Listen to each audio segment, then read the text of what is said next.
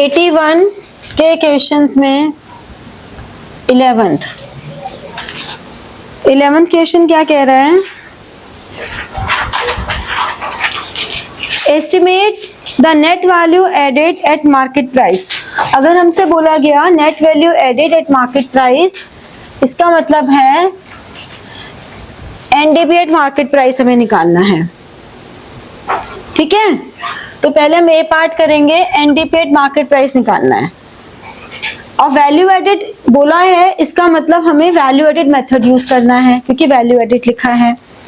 तो सबसे पहले हम निकालेंगे जीडीपी एट मार्केट प्राइस, क्योंकि वैल्यू एडेड मेथड यूज कर रहे हैं।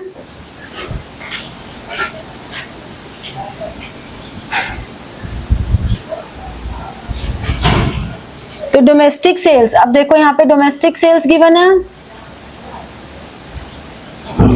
Domestic sales 1080, purchase of raw material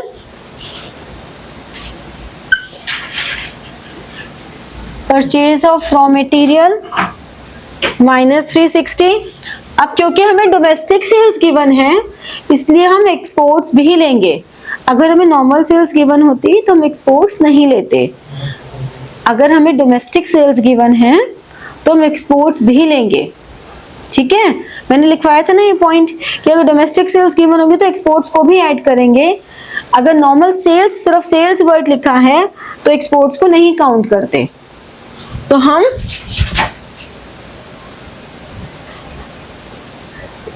exports को लेंगे 120। फिर इंपोर्ट्स,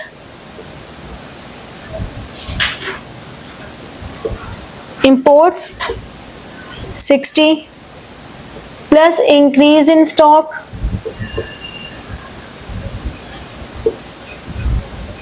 कितना है 120। तो हमारे सारे आइटम्स आ गए। अब इसमें टोटल कर दिया हमने, ये कर दिया 720 प्लस 60 प्लस 120, तो ये हो गया 700, 800,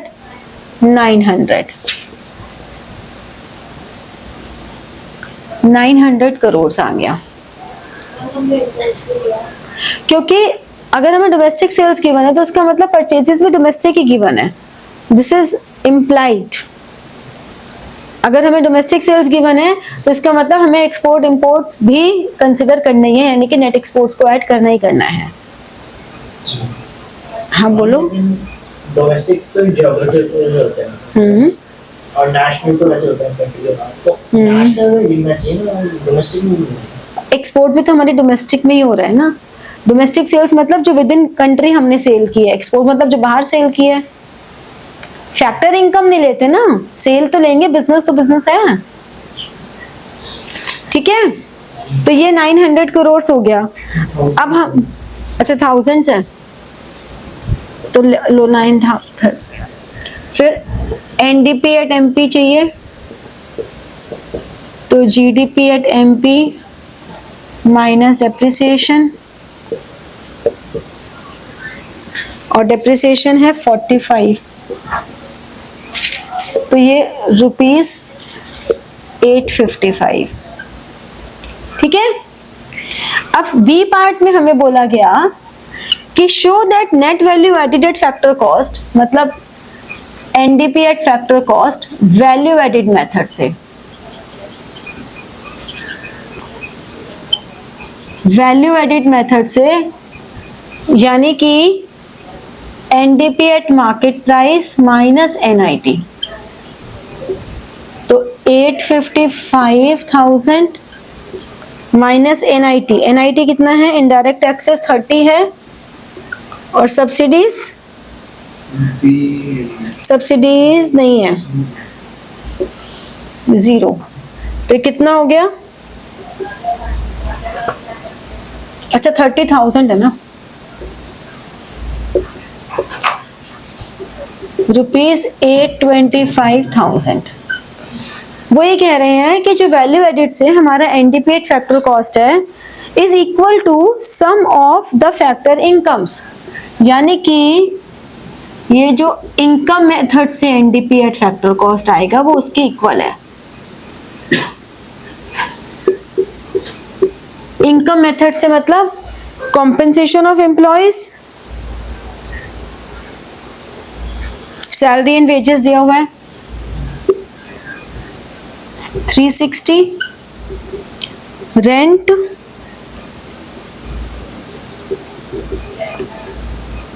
45, इंटरेस्ट 270। अब प्रॉफिट्स आता है, लेकिन प्रॉफिट्स की जगह हमें डिविडेंड और अनडिस्ट्रीब्यूटेड प्रॉफिट्स दिया हुआ है।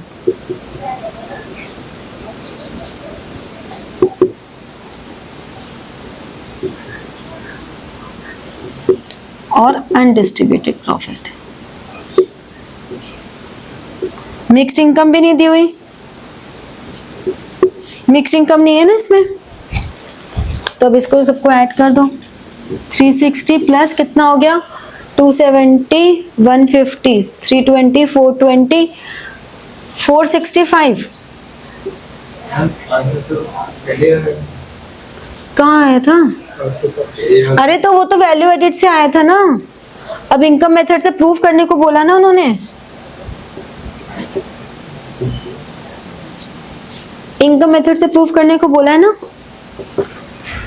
उन्होंने, कहा ना कि प्रूव करो, show that net value added at factor cost, यानी कि वैल्यू एडेड से जो हमारा आंसर आ रहा है एनडीपी एट फैक्टर कॉस्ट, और जो इनकम मेथड है उनसे हमारा सेम आएगा, इक्वल है।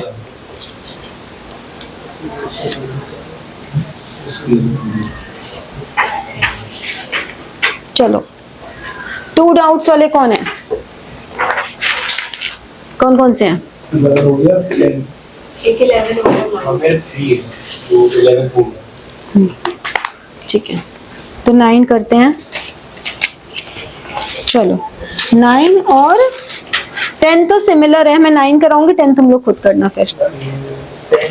10th का ना आ गया था, वो मैच ही नहीं हो रहा, मतलब ऊपर नीचे हो रहा है, ये ऊपर है, नीचे वाला ऊपर है, मतलब नहीं हो रहा मैच, पूरा सब कुछ ठीक चला है। चलो करती हूँ मैं 9 करके, ये नोट डाउन कर लो, हो गया? तुम देखो, हमें बोला calculate value added by firm P and firm Q. हमने यहाँ पे बोला firm P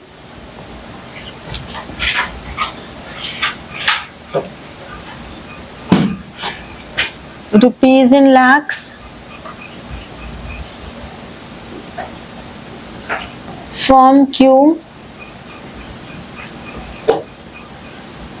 rupees in lakhs. सबसे पहले सेल्स बाय फर्म पी 80 दी हुई है, sales by firm Q to P. अब नोटिस करा डिफरेंस क्या है दोनों में, कि जो पी है उसकी तो टोटल सेल्स गिवन है, लेकिन क्यू की टोटल सेल्स गिवन नहीं है। तो sales by firm Q to firm P 40 है अभी, फिर sales by firm Q to household 60, ठीक है। अब इंपोर्ट्स बाय फर्म पी, अभी हम इंपोर्ट्स को छोड़ते हैं, एक्सपोर्ट्स बाय फर्म क्यू, हमें इसको मार्क करके रख लो, फोर्थ वाले पॉइंट को अभी देखेंगे बाद में। फिर एक्सपोर्ट बाय फर्म क्यू, तो यहाँ पे हमने लिखा एक्सपोर्ट, यहाँ पर हमने लिखा इंपोर्ट, क्यू का एक्सपोर्ट कितना है 30, तभी तो यहाँ हमें इंडिविजुअल सेल्स गिवन है ना, टोटल सेल्स नहीं गिवन। जैसे कि अगर P का एक्सपोर्ट लिखा होता तो हम P का एक्सपोर्ट नहीं लेते। क्यों नहीं लेते P का एक्सपोर्ट? क्योंकि P की हमें टोटल सेल्स गिवन है, तो P का एक्सपोर्ट लिखा होता तो नहीं लेते, बट Q की इंडिविजुअल सेल्स गिवन है तो हम Q का एक्सपोर्ट लेंगे, ठीक है। अब जो sales by firm Q to firm P है वो P के लिए परचेजेस है, तो P के लिए परचेजेस कितनी हो गई 40। अब हमें ध्यान क्या रखना है, क्योंकि फर्म P की टोटल परचेजेस नहीं गिवन है तो हमें P का इंपोर्ट्स भी लेना पड़ेगा। अगर हमें टोटल परचेजेस गिवन होती तब तो कोई बात ही नहीं थी, लेकिन हमें परचेजेस गिवन नहीं है तो P का हमने इंपोर्ट्स ले लिया 20। ये ले लिया, अब हो गया। ओपनिंग एंड क्लोजिंग स्टॉक हम क्या लेते हैं, चेंज इन स्टॉक, तो क्लोजिंग स्टॉक और ओपनिंग स्टॉक। तो क्लोजिंग स्टॉक और ओपनिंग स्टॉक, ओपनिंग स्टॉक कितना है 25, ओपनिंग स्टॉक तो माइनस होता है, और closing stock bye firm P 15, फिर opening stock of Q 35, closing stock 50, purchases. अब देखो फर्म Q की पूरी परचेजेस गिवन है 100, तो हमने यहाँ पे ले लिया 100। अब ये आ जाएगा answer value added.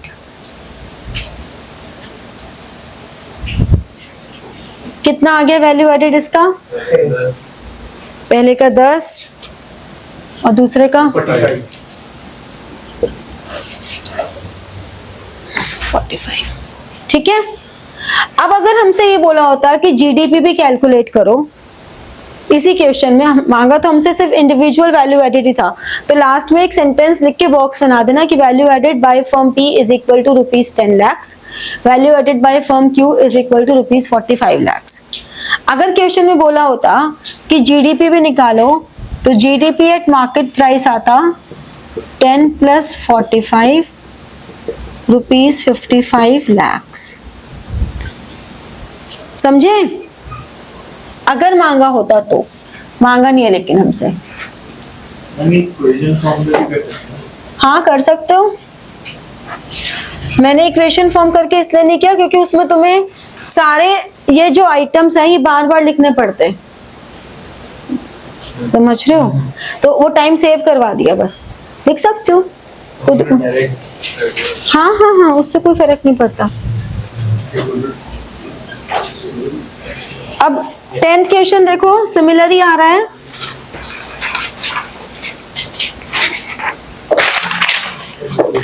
On the basis of following data A और B है, A और B।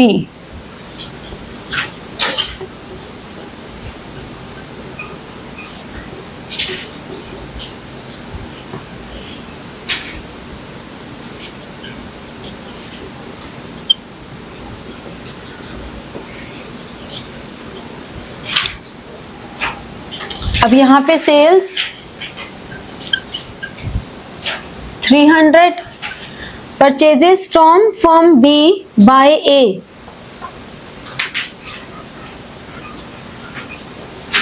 परचेजेस 120 और फर्म B की सेल हो गई। फिर purchases from firm A by firm B, ठीक है, परचेजेस फ्रॉम फर्म A यानी कि B की परचेजेस दी हुई हैं।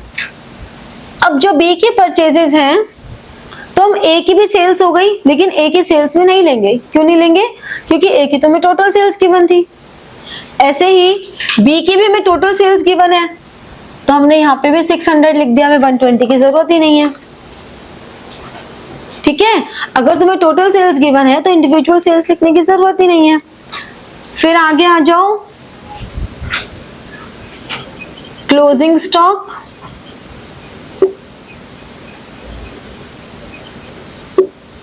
Opening stock.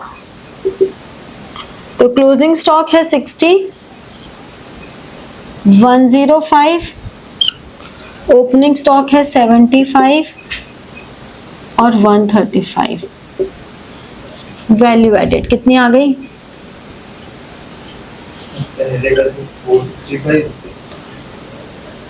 465।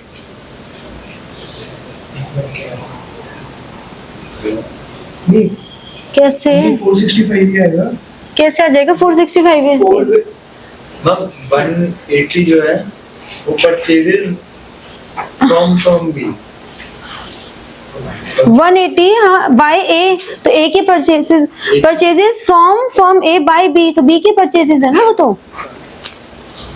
हाँ तो आपने पहले में लिख रहा है कि देखो ना, परचेजेस फ्रॉम बी बाय ए, तो ए की परचेजेस 120 है।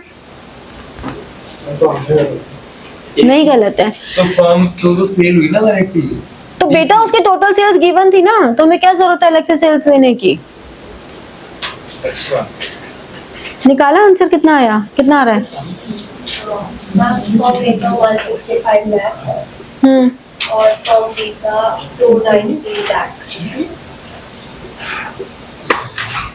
290 हम 380 290 आ रहा है। 600 705 और 315 09 390 आएगा। ठीक है, अब इसके आगे क्या बोल रहे हैं? ये तो फर्स्ट वाला पार्ट निकल गया हमारा।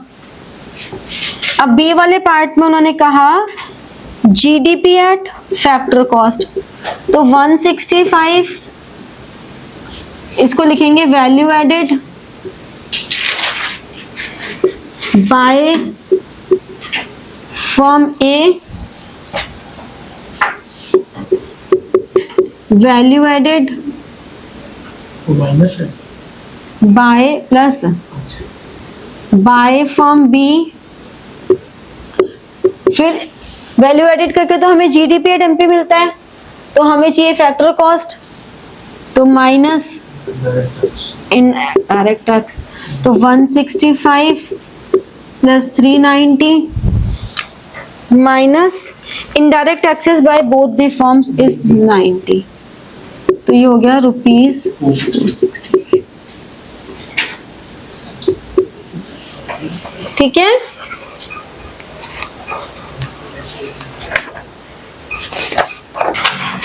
सेवनटीन्थ में calculate value added by firm X. अब देखो इसमें सेल्स दी हुई है ना, value added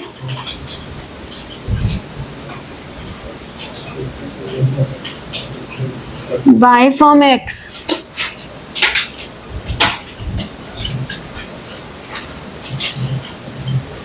sales 600 minus purchase of raw material 200 plus change in stock. अब इसमें हम इंपोर्ट एक्सपोर्ट कुछ नहीं लेंगे। क्यों नहीं लेंगे? क्योंकि हमें टोटल परचेजेस टोटल सेल्स दी हुई हैं, तो हमें इंपोर्ट एक्सपोर्ट कहीं कुछ कंसिडर करने की जरूरत नहीं है। हमने simply closing stock 40 minus opening stock 10, तो ये हो गया रुपीज 430 lakhs। अब आपने बताया इंपोर्ट ऑफ मशीन नहीं लेंगे, हाँ। मटेरियल्स लेंगे और मशीन्स लेंगे आपके पास। मुझे पूरा क्वेश्चन थोड़ा ना पता था तब, मुझे तब ये नहीं पता था कि तुम्हें सेल और परचेज पूरी दी हुई है। ठीक है, तो like share and press the bell button for getting your notifications and comment. ठीक है, thank you.